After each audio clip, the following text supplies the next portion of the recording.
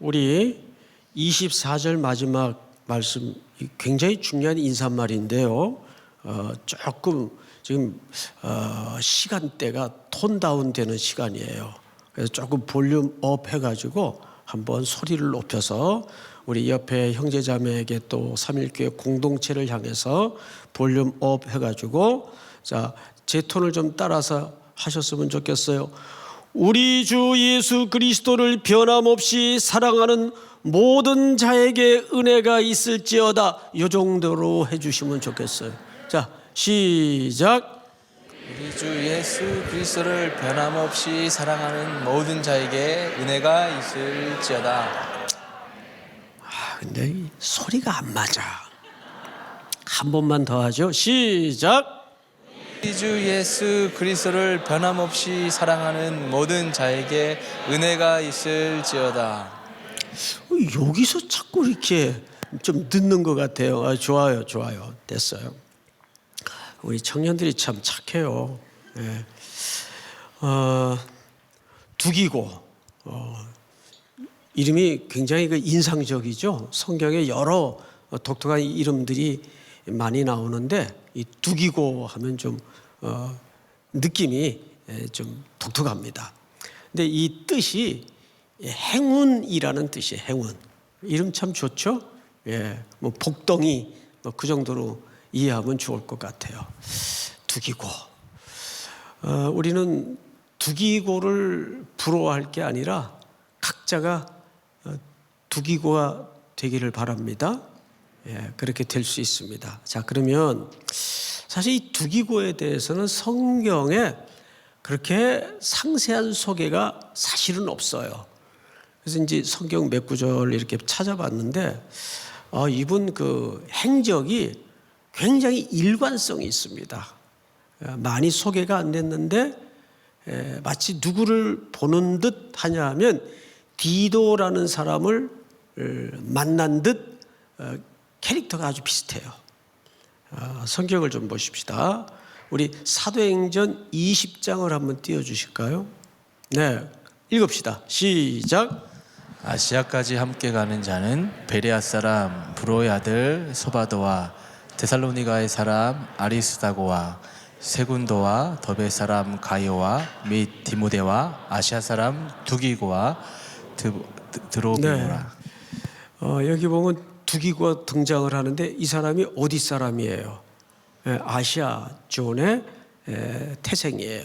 그런데 지금 아시아의 다른 어떤 곳에 사도 바울과 지금 동행을 하려고 언급이 되고 있어요. 여러 명단 가운데 두기고가 끄트머리쯤에 슬쩍 끼어 이제 동행을 하게 됩니다. 또 한 군데만 좀 보십시다. 우리 골로새서 4장 7절을 좀 볼까요? 시작. 두기고가 내 사정을 다 너에게 알려주리니 그는 사랑받는 형제요 신실한 일꾼이요 주 안에서 함께 종이 된 자니라. 그런데 오늘 본문에도 보니까 두기고가 언급된 이유가 뭐냐면 골로새서 4장 7절의 이유와 굉장히 일치합니다. 골로새서 4장 7절에도 왜 이 사람이 등장을 하냐 하면 내 사정을, 여기 내 사정은 누구겠어요?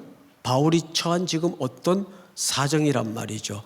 그가 옥에 갇혔든지 어려운 역경 속에 있든지 지금 곤혹스러운 처지에 있어요. 내 사정을 다 너에게 알려주리니 그는 사랑받는 형제요 신실한 일꾼이요. 이 표현이 오늘 골로새서에도 소개가 됩니다. 두 가지로 소개를 했어요. 이 두기고를 첫째는 사랑받는 형제, 두 번째는 신실한 일꾼. 이 표현은 오늘 이 두기고 인물을 우리가 메시지를 듣는데 굉장히 중요한 큰 줄거리가 됩니다. 주 안에서 함께 뭐가 된 자라고 소개하죠? 종이 되었다는 말은 복음의 동지요 동역자가 된 인물이라는 뜻입니다. 자, 한 군데만 더 볼까요? 디모데후서 4장 12절을 띄워주세요. 두기고는 어디로 보내었노라? 에베소로 보내었노라. 근데 이 앞에 10절서부터 쭉 우리가 디모데후서 4장을 읽다 보면 이런 표현, 유명한 표현이죠. 데마는 세상을 사랑해서 자기 길로 갔고 세상으로 떠났고. 그러니까 이런 거죠. 우리가 처음에는 의욕을 가지고 으쌰으쌰 해서 야 우리 하자, 가자, 해보자. 시작은 누구나 의욕을 가지고 할 수 있어요. 근데 그중에 바울의 행적을 뒤쫓아가다 보면 바울뿐이겠습니까? 예수님도 마찬가지예요. 다 떠나요. 언젠가는 다 떠나요. 그런데 그 정말 모욕을 뒤집어 쓰고 고난이 뻔히 내려다 보이는 그 길목에도 항상 끝까지 동행하는 자들이 있어요. 예를 들면 데마는 세상을 사랑해서 자기 길로 떠났지만 여기 두기고는 끝까지 사도 바울의 감옥에도 방문을 하고 역경의 현장에도 그 신의를 저버리지 않았던 인물이에요. 이렇게 성경 우리가 지금 몇 구절을 봤는데 공통점이 뭐냐 하면 그는 메인 간판에 해당하는 인물은 아닙니다. 그런데 항상 그 메인 간판이 되는 바울의 선교 사역을 위해서 자기 역할이 뭔지 정확히 알아요.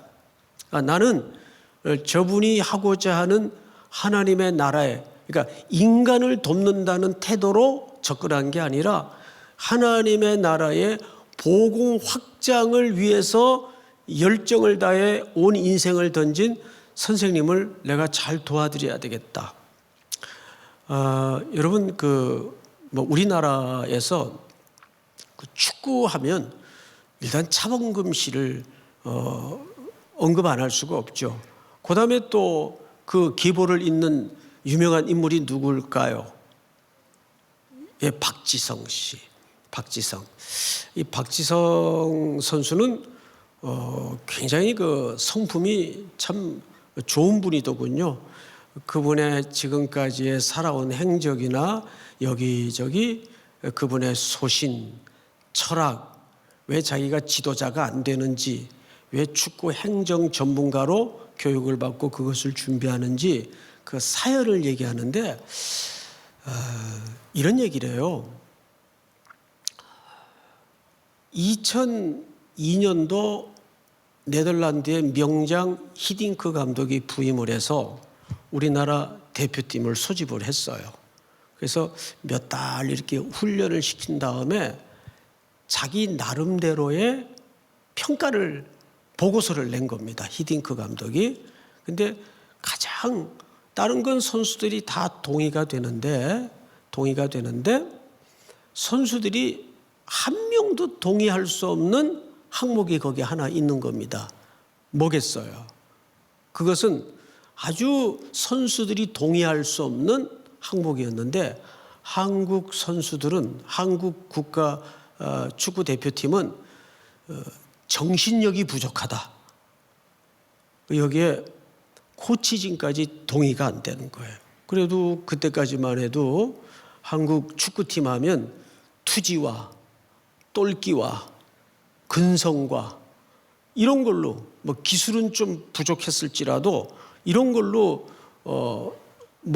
어느 나라 대표팀에도 밀리지 않는 그런 그 자부심이 있었는데 외국에서 건너온 한 감독이 리포트를 내기를 정신력이 부족하다. 그런데 박지성 선수 자기도 동의가 안 됐대요, 처음에. 그런데 차츰차츰 그 정신력이 부족하다는 의미를 알아듣고 깨닫고 자기는 그렇게 앞으로 살기로 각오를 갖는 계기가 되었다는 거예요. 그 의미가 뭐냐면 정신력이 약하다는 히딩크 감독의 기준은 우리가 생각하는 기준과 사뭇 달랐어요. 운동장에 딱 선수들이 뛰는데 축구라는 건 팀워크이잖아요. 팀으로 하는 운동이잖아요. 그런데 서로 전혀 협조가 안 된다는 거예요. 볼을 후배라도 분명 지금 저 후배에게 패스를 해야 축구의 효과와 효율이 높은 상황인데 선배 찾고 또 선임 찾고 이러다 보니까 축구가 순전한 운동의 기능으로서 운동장에서 펼쳐지질 않는 거예요. 그러니까 정신력이 약하다는 말은 축구라는 팀 운동의 온전한 승리를 위해서 선후배를 배제하고 누구에게 지금 배려를 해야 되고 어느 선수를 지금 패스를 해야 되고 이런 훈련이 이런 정서가 전혀 돼 있지 않다는 거예요. 그래서 히딩크 감독이 첫 번째로 그 전통적인 룰을 깨기로 작정했던 게 운동장 안에서는 형 찾지 마라. 그리고 그때부터 간단하게 이름을 부르도록 지시를 했다는 거예요. 그러니까 지금은 아마 대부분 그게 문화가 어느 정도 운동장 안에서는 자리 잡은 걸로 제가 알고 있습니다. 그 정신력이 근성이 약하다는 감독의 정의를 바로 이해하고 그때 박지성 선수가 그런 말을 해요. 인터뷰 가운데. 자기는 성향상 이게 맞다. 누군가를 서포트해주고 누군가를 도와줘야 되고. 그런데 지도자를 하려면 옳은 소리 또 부드러운 소리만 해서는 지도자를 할 수가 없다는 거죠. 자기가 축구 현장에 살아본 평생을 살아낸 결과로 혹독하게 고통스러운 소리도 할 줄 알고 해야 되는데 자기는 절대 그런 소리를 못하는 스타일인 걸 자기가 알기 때문에 자기 같은 사람이 축구 코치나 지도자가 돼서는 좋은 팀을 만들어내지 못한다는 거예요. 그래서 자기는 뒤에서 시스템적으로 한국 축구가 발전할 수 있도록 보이지 않는 섬김의 역할이 뭐가 있을까 고민하다가 축구 시스템을 만드는 행정가가 돼야 되겠다. 그래서 그걸 지금 차곡차곡 자기는 준비하게 되었다는 겁니다. 그런데 이 두기고를 보면 이렇게 굳이 다른 사람이 언급을 하지 않으면 성경에 잘 안 나타나요. 그런데 항상 바울이 그 바울로서의 역할을 할 수 있고 또 복음이 아시아 전역을 넘어서 왕성하게 구원이 확장되고 하나님의 영광이 드러날 수 있는 그 이면에는 바울 혼자만으로 절대 이루어낼 수 없는 일이었다는 거죠. 이런 수많은 무명에 가까운 조력자들, 뭐 두기고 하니까 오늘 밤에 처음 듣는 사람도 아마 계실 거예요. 굳이 일부러 언급하지 않고는 잘 모르는 누구지? 이런 인물이에요. 그런데 바울이 놀랍게도 이 중요한 성경의 서신서인 마지막 부분에 그것도 두기고를 몇 구절을 걸쳐서 집중적으로 언급을 하는 데에는 이유가 있겠죠. 과연 여기 두기고를 바울이 마무리 부분에서 집중적으로 언급할 수밖에 없었던, 그리고 언급을 해야만 되는 그 이유가 뭘까? 성경을 다시 보세요. 21절. 나의 사정. 나의 사정이라는 것은 사도 바울의 개인적인 사정을 얘기하는 게 아니에요. 바울이 복음을 전하다가 지금 복음이 그 역사라는 시간 속에 얹어진 상황, 어떤 상태에 있는가? 예를 들면 우리 요한 1, 2, 3, 4 새벽마다 지금 보고 있듯이 거짓 교사들이 극심한 구종물을 끼얹고 있는 그런 상황, 그것도 나의 상황 아니겠어요? 그러니까 여기서 나의 상황 할 때는 바울의 단순한 개인적인 상황을 말한다고 보면 안 됩니다. 바울이 선교하는 그 선교의 지금 정확한 상황을 얘기하는 거예요. 나의 사정, 곧 내가 무엇을 하는지 너희에게도 알리려 하노니, 지금 이 수신자인 성도들에게 이 상황을 알려서 기도도 요청하고, 두 번째는 그 상황에 대한 공감대를 형성해서 그 상황을 지역적으로는 멀리 떨어져 있지만 어떻게 하자는 거예요? 이를 같이 염려하고 같이 힘을 모으자, 그 뜻이에요. 그러려면 이 상황을 가감 없이 자기의 주관적인 판단과 견해 빼고 정확하게 팩트 그대로 전달할, 정확하게 딜리버리를 할 수 있을 인물은 누구밖에 없다는 거예요. 두기고밖에 없다는 거예요. 여러분, 몇 년 전인가요? 어느 정부 때인지 모르겠는데 청와대 대변인이 대통령의 의중을 제가 들어보니까 많이 바꾼 것도 아니에요. 살짝 바꿨어요. 그런데 사회적으로 대단한 물의를 일으켜서 사임까지 하게 되는 그런 결과를 빚었습니다. 복음을 전하는 자는, 하나님의 일꾼들은 자기의 주관적인 감정이나 개인적인 견해가 들어가서는 안 됩니다.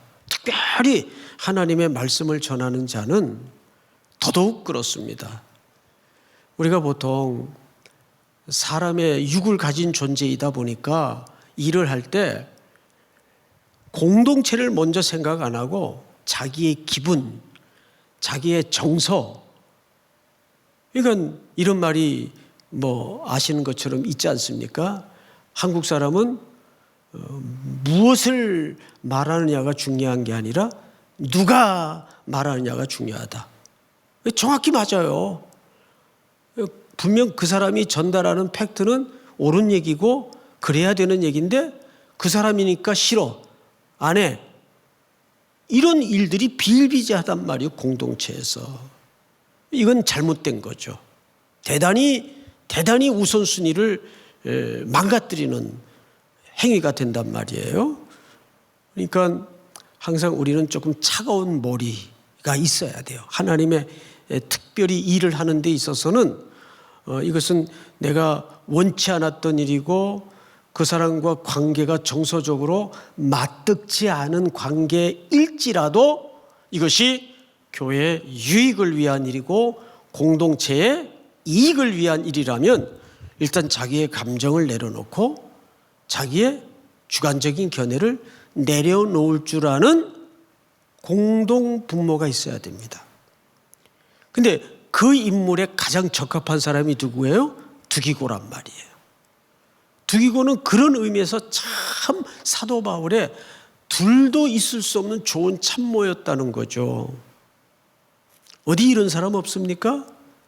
바로 여러분들이 그런 인물이 돼야 돼요.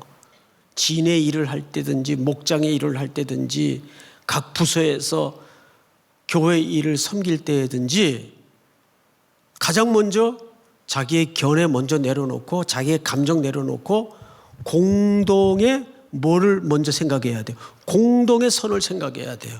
믿습니까? 그것을 점점 거슬러 올라가 보면 하나님의 일이 되는 문제라면 우리 서로 내려놓자, 이렇게 돼야 되는 거예요. 그런데 이상하게 진영 논리가 형성이 되고 나뉘어져서 그쪽 패거리들이 그랬대? 하지 마, 싫어. 저는요 이렇게 목회를 좀 이제 하다 보니까 별의별 일들을 다 겪지 않습니까? 어느 교회에서 재직회를 하는데 6시간을 해요. 야, 이건 좀 기네스북감이에요. 예? 근데 내용이 뭐냐 하면 이렇게 12월 연말이 되면 이제 성탄 헌금을 가지고 구제하는 일들이 있겠죠. 근데 이제 그 교회 두 여성 리더십이 있는데 사이가 안 좋아. 여전도회 회장님하고, 우리 교회가 아니에요. 여전도회 회장님하고 권사회 회장님하고 쌍두마차인데 사이가 안 좋아. 그러니까 이쪽에서 의견을 내면 회장, 그리고 우리는 고아원에 갖다 주는 거 반대요. 이번에 양로원 갖다 줍시다. 그러면 어느 누가 자기 의견이 태클이 걸리면 그렇게 하죠 뭐 이럴 사람이 뭐 별로 있겠어요? 기분이 나쁘죠. 안 그래도 관계가 불편했는데 그것 가지고 화장실도 안 가고 거의 저녁 예배 다 될 때까지 앉아서 점심시간부터 시작해가지고 대단해요 하여간. 예? 이런 거예요 쉽게 얘기하면. 그러니까 두기고는 모든 사도 바울도 선교를 하다 보면 여러분 생각해 보세요. 오해도 얼마나 많이 받았어요. 고린도 교회 성도들에게 오해받고 헌금의 오해도 받고 얼마나 많은 모진 고생을 했겠습니까? 그런데도 바울과는 영으로 통한 제자이기 때문에 그는 바울이 힘겹고 공고하고 어떡하나 할 때마다 항상 기억 속에 먼저 떠오르는 인물 두기고입니다. 저는 우리 청년들이 성도들이 새해에는 전부 두기고 같은 성을 다 두시로 바꾸세요. 두택은. 할렐루야. 그게 행운이라는 뜻인데 사실 조금 더 직역을 하면 복덩이 이 정도로 해석을 해도 큰 무리가 없는 좋은 이름이에요. 자, 성경을 다시 보십시다. 그런데 이분에 대해서 두 가지를 소개하죠. 사도 바울이. 첫째가 뭐냐 하면 사랑을 받은 형제요. 두 번째는 진실한 일꾼인. 이게 아주 중요합니다. 여러분 에베소서 2장을 한번 준비가 됐나요? 예, 띄워주시면 좋겠어요. 전에는 우리도 다 그 가운데서 우리의 육체의 욕심을 따라 지내며 육체와 마음에 원하는 것을 하여 다른 이들과 같이 본질상 뭐의 자녀예요? 진노의 자녀였어요. 기독교는 이 기초가 전제되지 않고는 복음이 형성되지 않습니다. 항상 우리는 여기에서부터 출발합니다. 여지가 없는 죄인. 우린 진노의 자녀였어요. 그런데 4절 다 같이 시작. 긍휼이 풍성하신 하나님이 우리를 사랑하신 그 큰 사랑을 인하여. 아멘. 그러니까 두기고는 사랑을 받은 형제라는 말은 이 사람이 유난히 무슨 사도 바울에게 개인적으로 사랑을 받았다는 그런 의미가 아니에요. 두기고가 받은 사랑이 여러분들에게도 임했습니까? 임하지 않았습니까? 대답이 왜 이렇게 뒤숭숭해요? 두기고가 누린 사랑이 여러분들에게도 그대로 임했습니까? 임하지 않았습니까? 임했단 말이에요. 예수 그리스도께서 진노의 자녀였던 나를 위해서 십자가의 대속의 사랑을 허락해 주셨어요. 그 사랑이 십자가에 나타났습니다. 그러면 이 이상 사랑받았다는 것을 더 형용할 팩트가 있을까요? 두기고만이 사랑을 받은 게 아니에요. 오늘 이 밤을 찾은 저와 여러분도 그 사랑을 누리고 입은 자입니다. 자, 이게 왜 그렇게 강조돼야 되고 왜 이렇게 중요한가? 여러분, 이것이 결국은 우리의 새로운 정체성이기 때문에 그래요. 예? 이것이 우리의 새로운 뭐라고요? 새로운 정체성이에요. 사람은요, 자기를 어떻게 정의하느냐가 그 사람의 아이덴티티 아니에요? 정체성이란 말이에요. 우리 일반적인 인간관계에서도 그럽디다. 이상하게 집에선 덜 죽일 놈, 살릴 놈, 요거도 먹고 천대꾸리기로 살던 아이들은 성장을 해서도 그 내재적 상처가 크기 때문에 사랑할 줄 몰라요. 진짜입니다.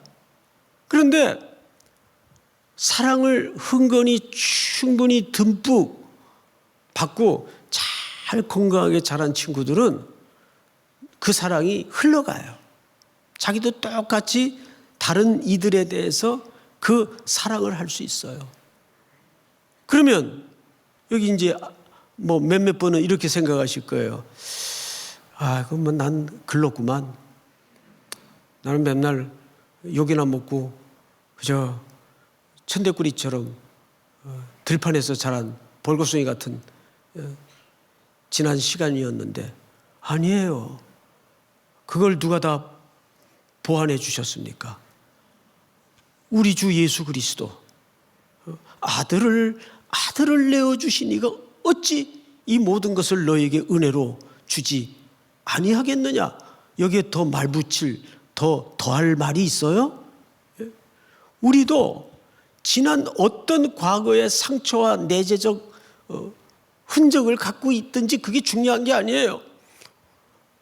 하나님이 나 한 사람의 존재를 위해서 아들을 십자가에 내어주셨다는 그 사랑만큼 더 큰 증거가 어디 있어요? 그게 나의 새로운 뭐가 돼 있는 겁니까?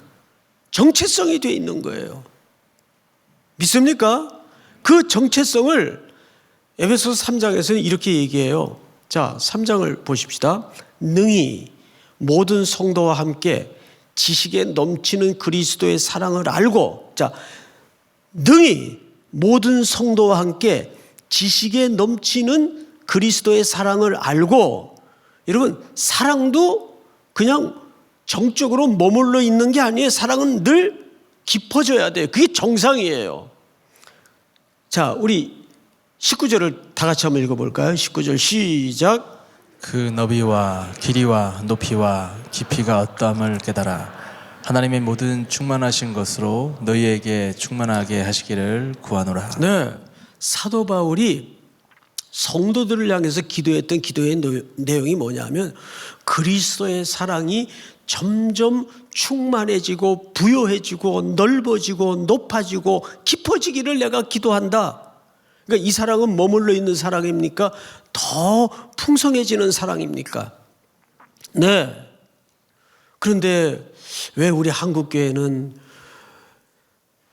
신앙생활의 세월이 깊어갈수록 이 사랑의 넓이 높이 깊이에 빠지는 게 아니라 왜 자꾸 그게 자기 의로 쌓아지고 율법주의자들이 되어서 상대방을 찌르고 공격을 하는 이상한 병리 현상이 우리 신앙생활 속에 나온단 말이에요. 이건 뭔가 잘못된 거예요. 믿습니까? 그 얘기를 하는 거예요. 누가 이런 사람이에요? 두기고가 오랜 세월 바울 곁에 머물면서 그는 드러나지도 않고 박수와 고난은 바울이 다 받지만 항상 그 곁 언저리에서 그 위치를 소중히 알고 그 역할을 귀히 여기고 에이 나는 왜 맨날 2인자 할까?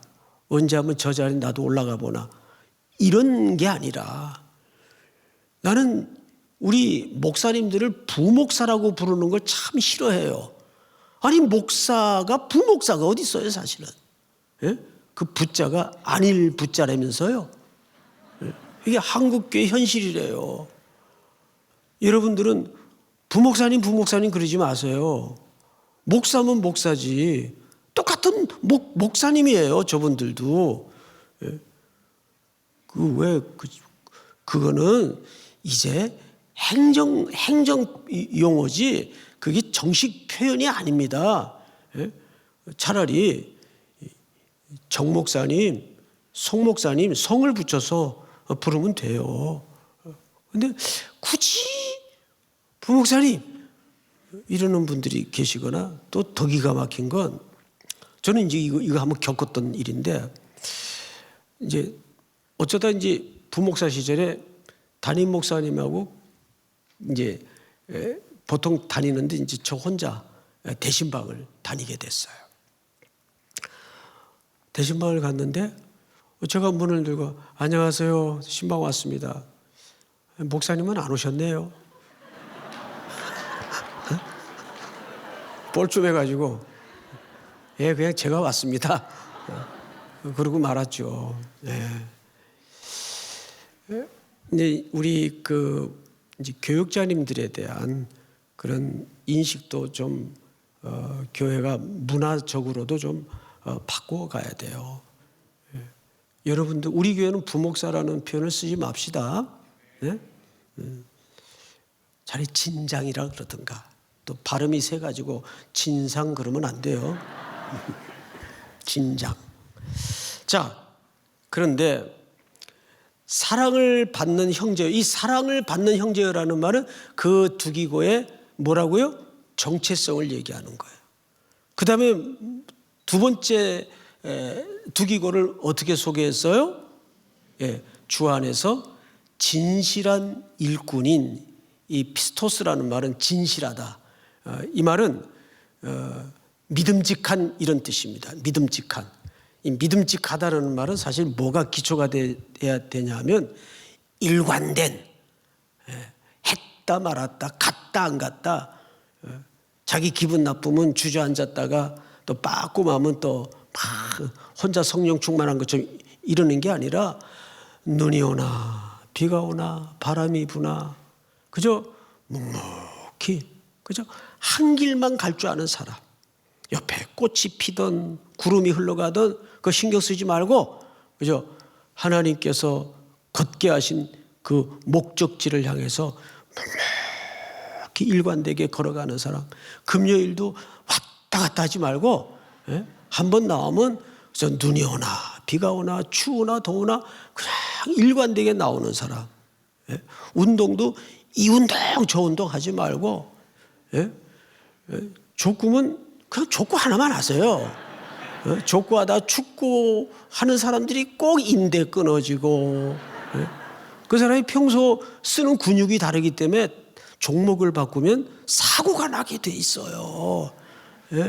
그 몸이 그 종목에 익숙해져 있는데 종목을 바꿔봐요. 농구 한다고 막 족구공 가지고 농구대 던지다가 손가락 부러지고 그래요.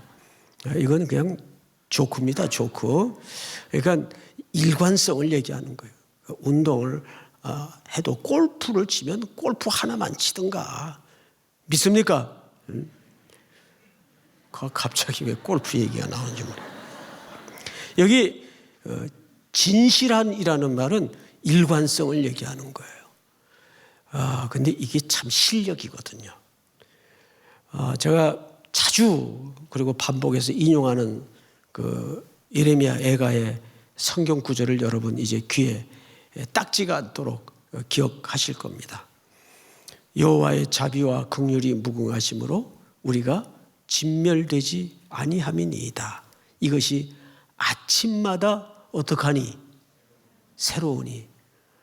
여러분 그 느낌 아세요? 야, 어떻게 아침마다 새로울까? 가능해요. 사랑이 새로워지면 그 느낌도 새로워져요. 새로우니 주의 뭐가 크도소이다. 성실히. 주님은 얼마나 성실한 분인가 하면 아담 안에 약속했던 보내시리라 약속한 우리의 구원을 위한 메시아의 약속을 수천 년의 불순종과 반역과 패역의 역사를 뚫고 하나님이 포기하신 적이 있었나요? 결국은 동정녀 몸에서 독생자 예수 그리스도를 나게 하시고 그 이름을 임마누엘이라 했어요. 임마누엘이라는 번역한 즉 우리와 함께 하심이라. 그게 하나님의 무서운 일관성이에요. 그것이 하나님의 불변하시는 고집이에요. 고집과 고집이 붙으면 누가 이길까요? 고집 센 사람이 이기죠. 근데 인간이 피조물인데 기껏 고집 부려봐야 몇 년 부리고 갈까요? 한 7, 80년 고집 부리다 가는 거예요. 뭐 점에 불과하죠. 하나님의 영원한 시간에 비하면.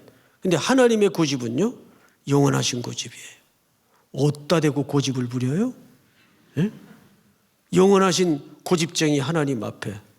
그러니까 항상 그러죠. 예수를 똑똑하게 믿어야 돼요. 왜? 내가 하나님을 이겨먹을 수가 없다. 그냥 매들기 전에 좋은 말로 하실 때 빨리 항복하자. 이게 똑똑한 거예요. 근데 애들도 보면 꼭 매를 버는 애들이 고집 센 애들이에요. 그죠? 집에서 애들 키우다 보면. 그래서 제가 많이 두들겨 맞았어요. 빌어. 그러면 구석다리에 서가지고 이러고. 그게 엄마가 얼마나 화가 치밀겠어요. 예? 구석에 서가지고 안 빌어요. 엄마가 제발 빌면 엄마도 참 좋겠는데. 근데 저희 누님은 금방 잘못했어요. 안 맞아요. 야, 진짜 아주 대종상감이에요. 연기가. 그러니까 이게 웃자고 하는 얘기가 아니라 우리도 인생을 살다 보면 하나님 앞에 고집 부리지 마세요. 고집은 죄예요, 죄. 하나님 앞에 고집 부리는 거 아니에요. 빨리 항복하고 잘못했습니다. 그러면 하나님은 무한한 가슴을 열어서 모든 거짓골이 되어버린 재산을 다 말아먹은 아버지 살아있을 때 유산을 챙겨나간 그 천인공로할 그런 아들도 안아주시고 새 옷을 입히고 새 신을 신기고 그냥 송아지가 아니라 살진 송아지를 잡아서 손에 가락지를 끼워 아들의 지위를 회복해 주십니다. 그러니까 오늘 여기 주 안에서 진실한 일꾼인 두기고가, 이 말은 굉장히 중요한 말이에요. 사랑은 정체성을 얘기하는 것이고 이 진실한이라는 말은 그 정체성을 기초로 그분이 펼쳐온 사역을 얘기하는 거예요. 그러니까 다메섹 언덕에서 부활의 주님을 만난 바울이 두 가지 질문을 했죠. 첫 번째 질문이 뭔지 기억나세요? 당신은 누구십니까? 왜? 그건 당신과 내가 무슨 관계가 있느냐는 정체성을 물은 거예요. 당신은 누구십니까? 나는 내가 핍박하는 예수라. 두 번째 질문이 뭔지 기억하세요? 이 중요한 순서입니다. 내가 무엇을 해야 옳겠습니까? 그 다음에 일이에요. 그래서 사랑을 받은 두기고, 그리고 진실한 일관성이 있는 믿음직한 두기고. 그러니까 두기고가 인간적인 인내가 유난하고 성실이 유난해서 성실했다는 말이 아니에요. 그 두기고의 사도 바울을 향한 개인적인 충성이었지만 그 밑바닥에는 하나님께로부터 누리고 얻은 그 사랑이 뿌리 깊게 확인되었기에 흔들리지 않는 거예요. 바람이 불어도 눈이 와도 추워도 더워도 환경이 어땠든 선생님이 감옥에 들어가 있던 그게 아무 소용이 없게 되는 겁니다. 바울 못지않는 믿음의 사람이죠. 이게 인간적인 성실성이라고 생각하시면 안 돼요. 자, 성경을 이제 22절, 우리 사정을 알리고 또 너희 마음을 위로하기 위하여 내가 특별히 그를 너희에게 보내었노라. 바울은 갈 수 없는 몸이라도 자기와 똑같은 심정으로 충분히 그 현장의 성도들을 가서 격려하고 위로하고 힘을 복돋워 줄 인물로 두기고를 생각한 거죠. 이건 대단한 신의를 넘어서 복음의 동지적 관계에 있는 겁니다. 자, 마지막 우리 23절, 아버지 하나님과 주 예수 그리스도께로부터 평안과 믿음을 겸한 사랑이 형제들에게 있을지어다. 24절 다 같이 시작. 우리 주 예수 그리스도를 변함없이 사랑하는 모든 자에게 은혜가 있을지어다. 네, 우리 주 예수 그리스도를 어떻게 해요? 변함없이. 이게 성실함. 믿음의 일관성, 그걸 강조하는 거죠. 비록 거리적으로는, 물리적으로는 멀리 떨어져 있지만 우리가 선교지 갔다 오면 또 거기에 아이들, 거기에 교회, 성도들이 늘 기도에 가슴 한켠에 남아서 동지적 연대감을 갖게 되지 않습니까? 그게 다 하나의 교회이기 때문에 그것을 그리스도의 몸으로 봐야 돼요. 그것을 민족의 개념으로 보지 말고 한 형제 한 자매의 개념으로. 오늘 이 밤에도 이제 우리가 선교를 앞두고 또 한 해를 마무리하면서 새날을 위하여 기도할 텐데, 하나님 앞에 이런 두기고 같은 인물로 복음의 동력자가 될 수 있도록 먼저 내가 두기고로 준비되게 하여 주시옵소서. 그렇게 간구하는 여러분들이 될 수 있기를 축복합니다. 우리 시간 다 같이 한번 머리 숙여 기도하십시다. 반주 좀 해주시고요. 우리 찬양하는 분들 앞으로 나오셔서 제가 여러분들에게 기도 제목을 드리겠습니다. 두기고는 누구여야 될까요? 바로 나 자신이 두기고입니다. 복덩어리들이 되어서 세상에 교회 공동체를 통해 그 복이 어둠의 땅을 향해 흘러가 그 땅에도 주의 나라가 선포되고 복이 되어야 됩니다. 또 이 밤에 여러분들이 가지고 나온 제목을 놓고 구할 때 하늘문을 여시고 하나님께서 여러분들의 모든 사소한 소소한 기도의 제목까지 다 들으시고 신음소리도 귀 기울이시는 밤이 될 수 있기를 축복합니다. 우리 시간 다 같이 한번 주여 부른 다음에 소리내어 통성으로 기도합시다. 주여, 사랑하시는 하나님,